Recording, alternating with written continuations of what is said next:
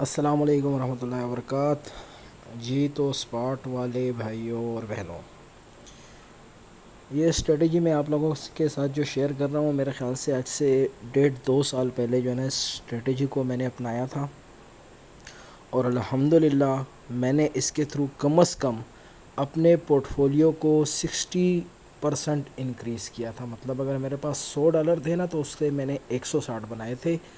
और इस स्ट्रेटजी का फ़ायदा ये है ना कि इस स्ट्रेटजी में इमोशंस नहीं है। ये बात हमेशा याद रखिएगा, क्रिप्टो में इमोशंस नहीं चलते। क्रिप्टो में फेयर ग्रीड ये दोनों चीज़ें नहीं चलेंगी। क्रिप्टो में जब डर और लालच दाखिल हो गया ना तो ये आपका काम लगाएगा। तो इस ट्रेडिंग को मैं रोबोटिक ट्रेडिंग कहता हूँ। रोबोट जो होता है ना उसके इमोशंस नहीं होते हैं ना, तो इस स्ट्रेटजी में भी इमोशंस नहीं है। इसमें सारा काम बोट का है। दो ऑप्शंस हैं, मैनुअल ट्रेडिंग करनी है, ऑटो ट्रेडिंग करनी है। दोनों का तरीका प्रैक्टिकली बताऊंगा कि मैनुअल कैसे करनी है, मैनुअल तो आप लोगों को पता है, और ऑटो कैसे करनी है वो भी समझाऊंगा। अब आते हैं सीधा मुद्दे पे। ये मैं फ़र्ज़ी बता रहा हूँ कि $100 हैं। फॉर एग्ज़ाम्पल आपके पास $100 हैं, ठीक है। हर बंदा अपने पोर्टफोलियो को देख ले उसके पास कितने हैं और उस हिसाब से अपने DCA सेट करे। मिसाल के तौर पे हमारे पास कोई भी करेंसी है और उसकी कीमत फॉर एग्ज़ाम्पल इस वक्त चल रही है $1। $1 उसकी कीमत चल रही है, आपके पास $100 हैं। जो प्राइस उसकी $1 जिस वक्त हो, आप $20 के बाय करके रख लें। अगर $1 से वो 1.2 पे जाता है या 1.10 पे जाता है तो आप उसको सेल कर दें। आधे सेल करते हैं, सारे सेल करते हैं, आपकी मर्ज़ी। अब आते हैं DCA की तरफ कि भाई अगर प्राइस ऊपर ही ना जाए तो फिर क्या किया जाए। हम लोग क्या करते हैं, हम लोग इमोशंस बल्कि इमोशन नहीं बोलूँगा, हम ग्रीड मतलब लालच के तहत करते हैं या खौफ के मारे कि भाई कहीं ये चांस मैं मिस ना कर दूँ। $1 पे थे, $100 थे हमारे पास, $20 का बाय किया। जैसे ही 0.9 पे आया, ओए ये तो 10 सेंट कम हो गया, चल यार डाल इसमें $50 और डाल दे। 50 और डाल दिए भाई। 20 पहले गए, 50 बाद में 70 हो गए। जैसे ही 8 पे आता है, वो बस ये तो आखिरी डिप है भाई, इसके बाद तो इसने ऊपर जाना है। उठा के वहाँ से 50 और डाल दिए, या फॉर एग्ज़ाम्पल कोई ज़्यादा समझदार है तो 30 डाल दिए और एक DCA के लिए और भी छोड़ दिया। लेकिन हमेशा ये स्ट्रेटजी कामयाब नहीं होती। उसकी वाज़े मिसाल पाई, $3 को टच की, थोड़ा सा नीचे आई 2.5 पे, सबको लग पड़ी, उठा के इन्वेस्टमेंट वहाँ पे और डाली। वहाँ से 2 पे आई, आपने कहा भाई अब तो उठेगी। 2 से 1.5 पे आई, 1.5 से 1 पे गई, 0.5 पे गई, इवन के 0.3 के करीब भी चली गई। और फिर उसके बाद मेरे ख़्याल से तीसरे DCA के बाद किसी के पास भी इन्वेस्टमेंट नहीं थी कि और डाले, और ना उसका उसमें फिर उस वक्त दिल गुर्दा था।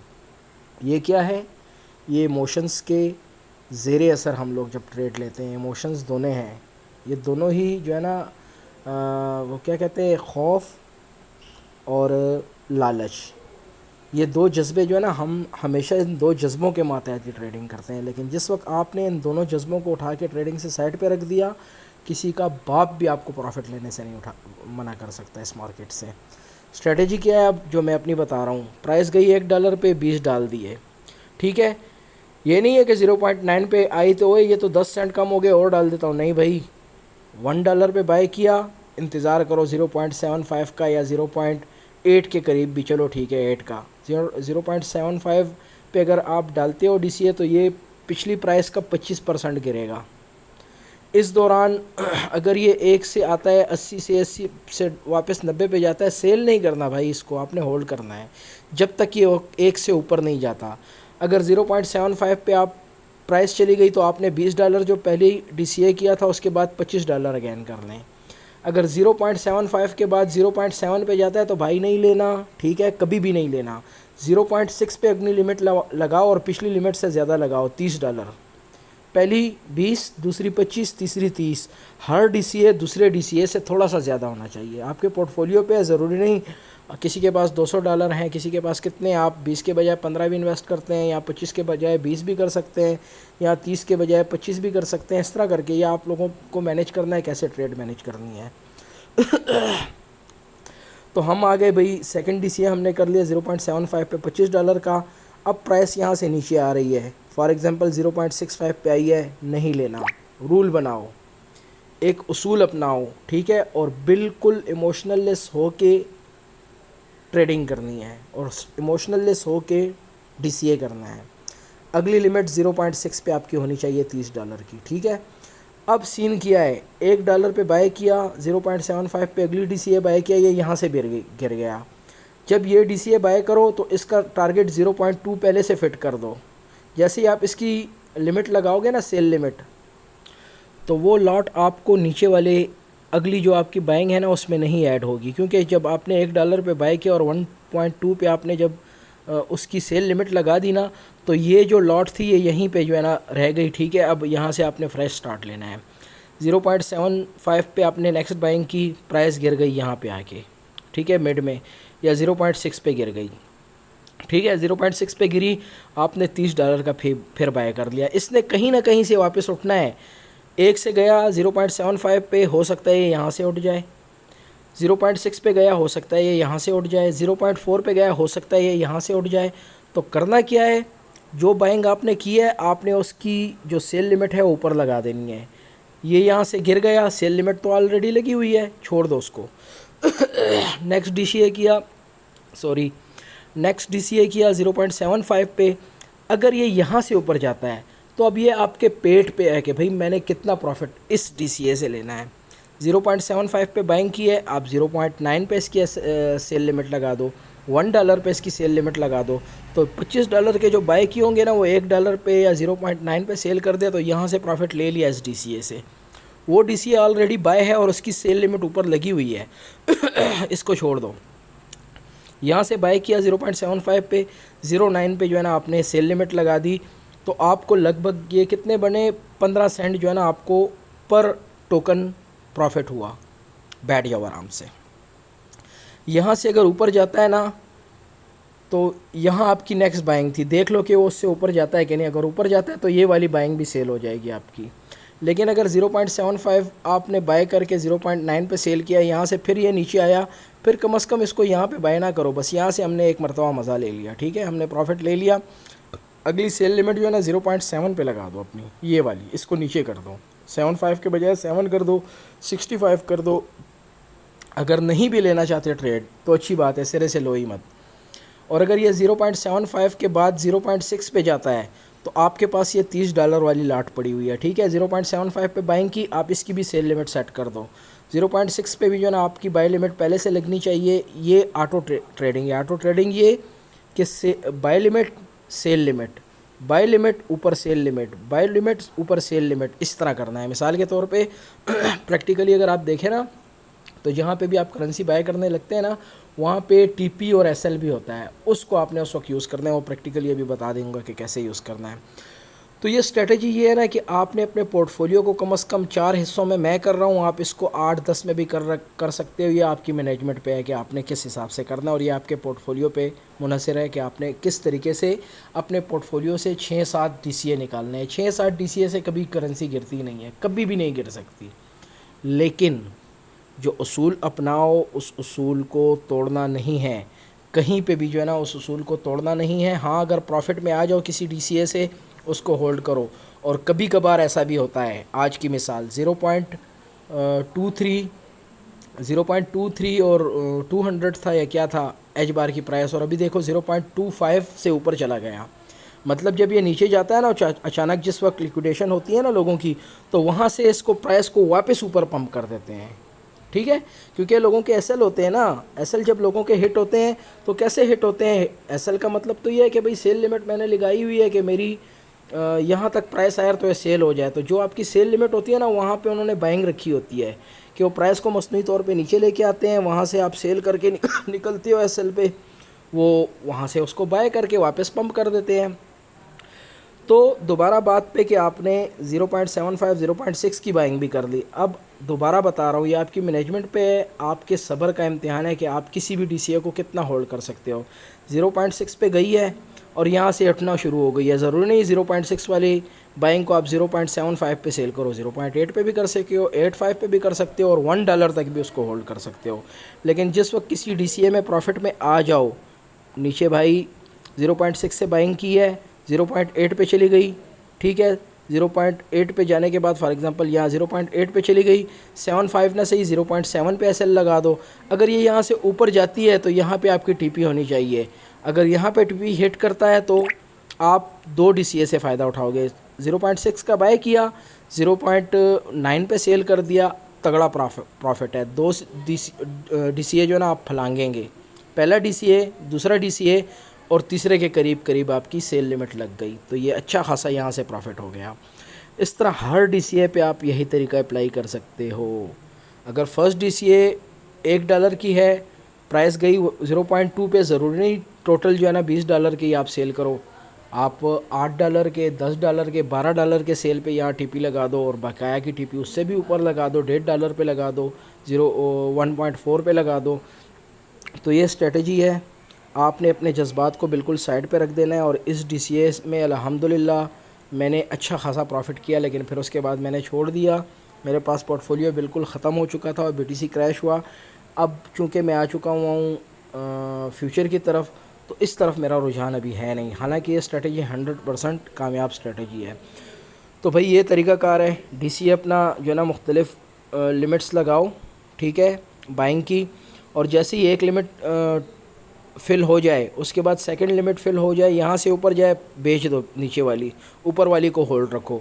अगर यहाँ पे बाय की, अगेन नीचे गई, यहाँ से सेकंड बाइंग की, इससे भी नीचे गई, यहाँ से बाइंग हुई, यहाँ से वापस हुआ, यहाँ पे सेल कर दो। अगर यहाँ पे सेल बाइंग लिमिट लगती है ना, तो इसने भाई कहीं ना कहीं से वापस आना है। आप लोगों को भी पता है, इतना टाइम आप लोगों ने क्रिप्टो में लगाया, तो आपको पता है कि इसने कहीं ना कहीं से रिवर्स होना होता है। कम से कम आपने, जैसे हम फ्यूचर में ट्रेडिंग करते हैं ना, 0.4 पे कोई करेंसी हमने लॉन्ग कर दी और 0.2 पे चली गई, तो उसने वापस 0.4 पे नहीं आती तो कम से कम 3.5 तक लाजमी आएगी, 3 तक लाजमी आएगी। तो वो चीज़ स्पॉट में आपको कामयाब कर सकती है, फ्यूचर में तो आप ऑलरेडी लॉस में होते हो। तो ये स्ट्रेटजी बेसिकली स्पॉट वालों के लिए है। फ्यूचर वाले इस तरीक़ाकार को मत अपनाना, कभी भी मत अपनाना, ठीक है। एक बात। दूसरी बात, भाई बीटीसी है, बीटीसी तो जो है ना, ये तो 1,24,000 को टच कर गया, अब तो ये 1,50,000 पे जाएगा। नहीं, जो अनहोनियाँ क्रिप्टो में होती हैं, दुनिया की किसी फील्ड में भी, किसी भी शोबे में नहीं होती हैं। यहाँ अनहोनियाँ होती हैं। 1,24,000 पे गया, भाई ये तो बुलिश है, 1,50,000 पे जाना चाहिए, लेकिन आपने उसको 1,12,000 पे देखा, ठीक है, कम से कम 12,000 प्राइस उसकी गिरी। इसी तरह हर करेंसी देख लें, जिस प्राइस को आप समझते हैं क्रिप्टो में कि अब यहाँ तक इसका आना नामुमकिन है, वो आपको गलत साबित करेगा और वो प्राइस वहाँ से भी नीचे जाएगी। जिस जोन का आप समझ रहे हो कि यहाँ से नीचे जाएगा, नहीं जाएगा, वो उससे भी नीचे जाएगा। तो समझदार बंदा वो है ना कि वो अक्सरियत जो कह रही हो ना कि इसने यहाँ तक नहीं आना है, आप देख लेना उस अक्सरियत को ये मार्केट झूठा साबित करेगी। और आपको जो प्राइस अक्सरियत बताए कि यहाँ तक नहीं आएगा, आप उससे भी थोड़ा नीचे अपनी बाई लिमिट लगाओ। मैं देखता हूँ कि आप कैसे प्रॉफिट नहीं करते हो। तो इस स्ट्रेटजी को अपनाओ, इस स्ट्रेटजी को फॉलो करो। फ्यूचर में तो आप छोड़ दो, वो आपके बस का काम नहीं। स्पॉट में आप लोगों को किसी का बाप भी प्रॉफिट उठाने से नहीं रोक सकता, लेकिन अगर आपने अपने जज्बात को एक साइड पे रखना है और इस स्ट्रेटजी को फॉलो करना है। मैंने 2-3 मरतबा कह चुका हूँ, नूर भाई इस बात के गवाह हैं, और उन्होंने बिल्कुल मुझे अप्रिशिएट किया था कि यार कमाल किया आपने, ठीक है, आपने कमाल किया। हम लोग क्या करते हैं भाई, $1 पे बाय किया भाई, फिर 0.75 पे बाय किया भाई, और हम ये दोनों बाइंग जो है ना वो होल्ड करते हैं। जब ये प्राइस नीचे थोड़ी सी आती है ना, ठीक है, यहाँ से थर्ड बाइंग हमारी हो गई, तो हम इस थर्ड को भी लेके होल्ड कर रहे होते हैं। अब यहाँ से हम देखते नहीं है कि 0.6 पे हमने जो थर्ड डीसीए किया है ना, वो 0.7 पे चला गया था, तो भाई इस वाले को तो कम से कम यहाँ सेल कर दो ना। कि नहीं, तुम इंतज़ार कर रहे हो कि 0.6 पे जो है ना बाइंग की है वो जाके $5 को टच करेगा तो फिर बेचूंगा, कभी भी नहीं टच करेगा। ये अगर इतना इंतज़ार आप 2-3 डीसीए करके करोगे ना उस सारी डीसीएस का एक ही पॉइंट पे आने का, तो ये कभी भी मुमकिन नहीं। और आप लोग हिम्मत हार बैठोगे और आप लॉस में जो है ना, ये 2 डीसीए और भी जो एक डीसीए प्रॉफिट दे रहा था उसको भी आप लॉस में सेल करोगे जब वो मज़ीद नीचे जाएगा। तो कभी भी आपने क्रिप्टो में विदाउट डीसीए कभी भी होल्ड इज़ गोल्ड वाला जो झक है ना, वो कभी भी नहीं मारना। कहीं पे भी आपकी प्राइस फिल हुई, आपने बाइंग की, और एक के बाद सेकंड की बाइंग, सेकंड के बाद थर्ड डीसीए की, थर्ड डीसीए आपकी फॉर एग्जांपल थर्ड डीसीए आपकी 0.6 के बजाय 0.9 पे चली जाती है, लेकिन आप कह रहे हो नहीं नहीं यार मैंने तो $1 पे बाय किया, मैं नहीं, $1 का इंतज़ार आपने इस वाली लॉट के लिए नहीं करना, इस वाली लॉट के लिए भी नहीं करना। आपने कम से कम $1 की बाय लिमिट जो है ना उसका ताल्लुक इस वाली लिमिट के साथ है, इस वाली लॉट के साथ है, इसका इंतज़ार करो ऊपर जाने का। नीचे से जो बाइंग की है ना दोनों, उसको कम से कम 6 को 0.7 के करीब या 75 पे सेल करो, या ज़्यादा होल्ड कर रहे हो तो 0.6 को 0.8 पे सेल कर दो, आधा सेल कर दो, सारा मत करो, ठीक है। अगर आप कहते हो ना कि मार्केट जाएगी ऊपर, आधा सेल कर दो, सारा मत करो। या आपने ये बाइंग की, थर्ड और सेकंड डीसीए भी आपके पास है और यहाँ से प्राइस वापस ऊपर चली गई, अगर होल्ड कर सकते हो तो इस वाली बाय लिमिट को, थर्ड बाय लिमिट जब सेकंड वाली से भी ऊपर चली जाए ना, तो कम से कम थर्ड वाली बाय लिमिट की एसएल सेकंड वाली के नीचे लगा दो, ठीक है। वो लॉट होगी, ठीक है। आपको पता होगा कितने टोकन मैंने कितने पैसों पे बाय किए, कितने टोकन थे, उसकी एसएल 0.7 पे कर दो। अगर 0.6 डायरेक्ट $1 पे जाके सेल होती है तो आपको इतना फ़ायदा होगा, लेकिन अगर 0.6 ऊपर जाती है 9 तक और आप वेट कर रहे थे कि 1 तक जाए और ये 1 से वापस 0.75 पे आती है, तो ये प्रॉफिट में ऑलरेडी, लेकिन आप होल्ड कर रहे हो तो हो सकता है 0.75 वाली नीचे चली जाए 4 तक, तो आपकी 3 डीसीए जो है ना वो गई, आपका काम लग गया, वो गई कुएं में। तो कभी भी इस तरीके को नहीं करना। जहाँ भी आप एक लॉट बाय करो और वो लॉट आपको प्रॉफिट दे, उसको सेल करो, पिछली को होल्ड करो। इसको बाय किया, यहाँ तक गई, इसको सेल कर दो, इसको होल्ड रखो। इसको बाय किया, ये यहाँ तक गई, इसको सेल कर दो, इसको होल्ड रखो। यहाँ से बाइंग किया और ये 75 पे चली गई है, 60% 70% सेल कर दो इस वाली लॉट को, और यहाँ पे सेल कर दो, और इस वाली को भी इसके साथ ही यहीं पे सेल कर दो, बाकी को होल्ड रखो। वापस गिरती है छोड़ दो, यही तरीके फिर अपनाओ। यहाँ से बाइंग करो, यहाँ से बाइंग करो, अपने जो बाइंग लिमिट्स है ना उनको चेंज करते रहो। अब आते हैं प्रैक्टिकली कि करना कैसे है, बाय कैसे लगाऊँ, सेल कैसे लगाऊँ, क्या करूँ इसके साथ। तो ये आ गए हम प्रैक्टिकली इसको OKX पे करने के लिए, ठीक है। OKX पे करने आ गए। प्राइस क्या चल रही है, 3.06। भाई इसको कम से कम 50 सेंट गिरना है, 0.25 या 2.75, 2.75, ये भी गलत कर रहा हूँ, मैं गलत हो गया, सॉरी। मैंने बोला ना कि 50 सेंट का फ़र्क होना चाहिए, तो ये $3 पे है तो इसको 2.5 पे लगा दो। ये आपकी बाय लिमिट है, कितनी बाय करनी है यहाँ से एडजस्टमेंट करनी है, बाय लिमिट अभी लगानी नहीं है, ठीक है। यहाँ पे प्राइस सेट करनी है, यहाँ पे USDT सेलेक्ट करने है कि कितने XRP बाय करने हैं, ठीक है। और उसके बाद यहाँ पे देखो TPSL लिखा हुआ है, क्लिक कर दिया। SL मत लगाओ, हमने SL नहीं लगाना है, क्योंकि अगर हम लॉस में हो गए तो हमने उसको होल्ड करना है, ठीक है। तो यहाँ पे TP लगा दो, 0.25 पे बाय कर रहे हो, TP लगा दो, सॉरी 0.25 नहीं, 2.5 पे बाय कर रहे हो, TP लगा दो, 2.8 की लगा दो, $3 की लगा दो, $3 की लगा दो, 2.9 की लगा दो। जैसे ही यहाँ से ये क्वांटिटी सेलेक्ट करोगे, बाय लिमिट, बाय XRP पे क्लिक किया, जब ये $3 से गिर के 2.5 पे आ गए तो ये बाय हो जाएगा, और बाय होते साथ भी आपकी जो TP है वो भी डायरेक्ट इस वाली लॉट की लग जाएगी, इसके साथ छेड़ नहीं करनी। एक लिमिट लगा दी, अगेन इसको बोल रहे हैं, इसको कहते हैं ऑटो ट्रेडिंग। तो 2.5 पे हमारी बाइंग थी, नेक्स्ट बाइंग मैं कर रहा हूँ 1.9 पे, ठीक है। 1.9 पे बाइंग की, अब इसकी TP सेलेक्ट करनी है। भाई ये TP मुझे अगर 1.90 पे बाय कर रहा हूँ तो मैं इसको 2.3 पे सेल करना चाहता हूँ, ठीक है। यहाँ पे TP लगा दी और यहाँ से जितने बाय करना चाहते हैं उसकी आपने लॉट रख ली जितनी भी, और बाय XRP पे क्लिक कर दिया। प्राइस अगर 2.5, पहली $3 थी ना, 2.5 पे आई तो हमारी पहली लॉट बाय हो गई। 2.5 से ये 1.9 पे गई तो हमारी नेक्स्ट बाइंग हो गई और हमारी TP 2.3 पे लग गई। अब यहाँ से 1.9 के बाद आपकी कम से कम 1.4 होनी चाहिए नेक्स्ट बाय लिमिट। 1.4 पे बाय कर रहे हो तो इसको भाई मैं बड़ा पक्का होल्ड करूँगा, क्योंकि लाजमी यहाँ थर्ड DCS है तो इसने काफ़ी ऊपर जाना है।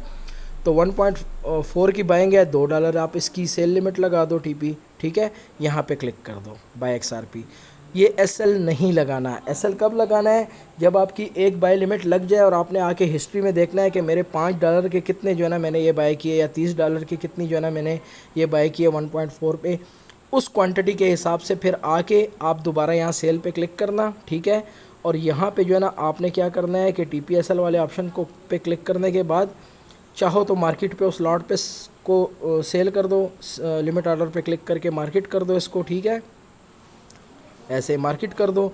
या अगर टीपी सेट करना चाहते हो तो ये देखो सेल पे क्लिक किया, 1.9 हमारी बाइंग थी, 2.3 या 2.2 ये सेल हो गई। यहाँ से यहाँ पे वो अमाउंट लिख देना कि जितनी अमाउंट आप यहाँ आपने पिछली लॉट में बाय की थी 1.9 पे और कितनी सेल करना चाह रहे हो। टोटल सेल फॉर एग्जांपल हमने 20 बाय की थी, 20 लगा दो, 20 नहीं लगाते 12 लगा दो, 12 नहीं लगाते 10 लगा दो, 10 नहीं लगाते 15 लगा दो, 8 लगा दो, बाकी होल्ड करो, हो सकता है इससे भी ऊपर चली जाए, नेक्स्ट टीपी उस पर लगा दो। तो अब ये सारी चीज़ें मैं आपको इस एक ही वीडियो में नहीं एक्सप्लेन कर सकता, आप लोगों को खुद ही प्रैक्टिकली इन चीज़ों को करना पड़ेगा और समझना पड़ेगा। और सबसे बड़ी बात ये सारी मैनेजमेंट है। आपको डीसीए का तरीका मैंने बताया, मैंने बता भी दिया, कंप्लीट बताया, मैनेजमेंट आप लोगों का काम है, उसके भी हिंट दिए कि कैसे मैनेज करना है अपनी ट्रेड्स को और अपनी डीसीए को कैसे मैनेज करना है। तो भाई ये तरीका है जो मुझे आता था, आप लोगों के सामने मैंने रख दिया। अब उस पर तजर्बा करना और वहाँ से प्रॉफिट लेना आप लोगों का काम है। लेकिन अगेन आपको दोबारा वही सबक दोहराऊँगा, यहाँ पे इमोशंस के तहत ट्रेड नहीं लेनी कि भाई यहीं तो जो है ना ज़िशान ने बोला तो हमने जो है ना वो टीपियाँ हमने बाय लिमिट्स लगा दी हैं, तो अब तो ये करेंसी जो है ना $3 से जो है ना 2.2 पे आई है, तो ये यहाँ से तो बहुत मुश्किल है भाई, ये तो नहीं जाएगी। तो ये ना हो कि यहाँ पे अगेन जो है ना अपनी वो पुरानी जो आपने बाइंग लिमिट लगा रखी है उनको कैंसिल करके और लालच में आके ठपा ठप अपना जो है ना पोर्टफोलियो ठोकते रहो, ऐसे नहीं करना है, ठीक है। बस ये सिर्फ उसूल याद रखना है। तो मेरी तरफ़ से आप लोगों को बेस्ट ऑफ लक। फ्यूचर की तरफ तो हम लोगों का ज़्यादा रुझान था, लेकिन स्पॉट वालों के लिए मेरी नज़र में यहाँ पे ग्रुप में भी सीनियर्स हैं, मुझसे ज़्यादा समझते होंगे, मुझसे बड़े बड़े लोग, मैं तो क्रिप्टो में हूँ ही नहीं, मैं तो तुक्के मारता हूँ ना। लेकिन मैं ये समझता हूँ कि इंशाल्लाह अगर इस स्ट्रेटजी को आप लोगों ने पकड़ लिया ना स्पॉट वालों ने, तो आप लोगों का किसी का बाप भी प्रॉफिट से नहीं रोक सकता। अब यहाँ पे एक पॉइंट जो मैं वीडियो में ज़िक्र करना भूल गया, दोबारा उस पॉइंट की तरफ मैं आ जाता हूँ, ठीक है।